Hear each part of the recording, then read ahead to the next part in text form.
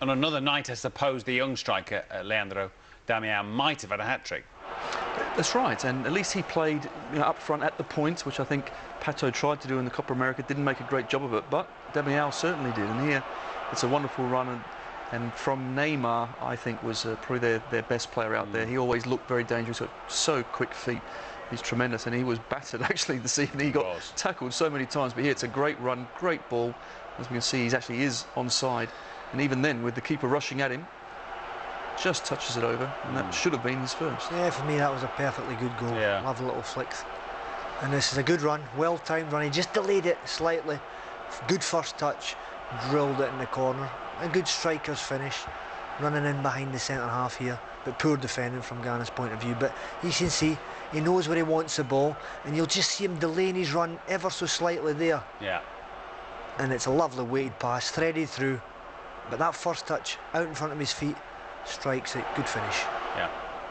And if you're going to stand off 5 yards off a Brazilian midfielder, this is what's going to happen. They're going to pick those passes out. But he still had plenty to do. It was an excellent finish. Yeah, it's the old straight run diagonal ball. And then on another night, should have drilled that in. We should at least have hit the target, but in fairness, I think it was three to four defenders rushing towards him. You'll see here, that's from Ghana's point of view, the coach would be delighted with that appetite they showed to try and defend their goal.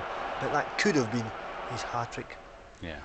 Now, when you look back at the cumulative effect of Daniel Lopare's 30-odd minutes, it's little wonder he ends up with a red card, actually, because he was just a loaded gun, really, I'm afraid. He was, and this is the first occasion. Now, where's the ball? Yeah. He smacks him in the head. I mean, the first challenge, the ball's nowhere near, and he gets one in the head, and then gets away with that. Well, clearly, physically, okay. I mean, it's a push-off and what have you, but after each foul, the referee Mike Dean at least did go up to him and say, just calm down, just keep it calm. That one there, that's a shocker. That's a yellow card all day long, and you could argue probably more. And at that stage, the coach probably should have taken him off. Yeah. You've seen what was going to be happening. He gets his card here, the referee's telling him here, this isn't your first, this isn't your second. I think he says 4.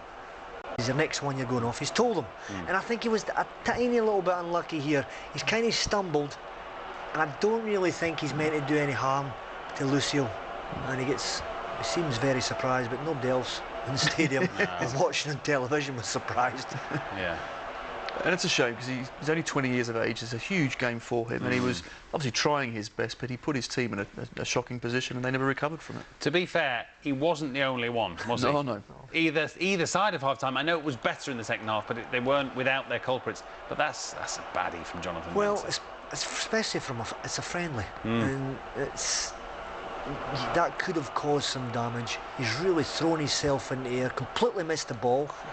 And let's be honest, that can be a red card as well, couldn't it? So he's trying his best to keep the players on there, but they're not helping him much. And here, the left-back, who's come on at half-time. What I don't like about that, he's really whacked him here, and he's no went to pick him up and say, apologise, I'm sorry there, I caught you. He's more at the referees if to say, I haven't touched him, but that was a bad tackle. Yeah. And so say he's dived, I don't think so. And then this one. It's on Neymar again, because quite simply, his feet are too quick for the Ghanaians. He was tremendous. His change of movement and change of direction was just wonderful, but they're just hanging out a leg, and I don't know how many fouls were against him, but to his credit, he kept going up, getting the ball and taking them on again. Do you think he might delay his move to Europe, Neymar, on tonight's evidence? There's every chance, but one thing's for sure, I don't think they'll be playing another friendly against Ghana for a long time. No, I think they'll be licking their wounds for a little while yet. Now, we talked briefly there about Ronaldinho. Before the match, Menezes, the coach, says, look, this isn't a temporary solution for me. He's a world champion. He can help bring the young players through towards and including the World Cup. Do you see enough tonight to see that? Me personally, no. We all know he's got fantastic quality, but I'm looking at a Brazil that has to be up there with Spain. Now, is he going to turn this Brazilian side, into beaters of Spain? Well, no, I just don't think he will do. That is a first-class pass, but the opposition have stood off him and gave him time to pick up his head. Dead ball situations, he's always going to hit the target. He does. The keeper's made a great save, wonderful save onto the post.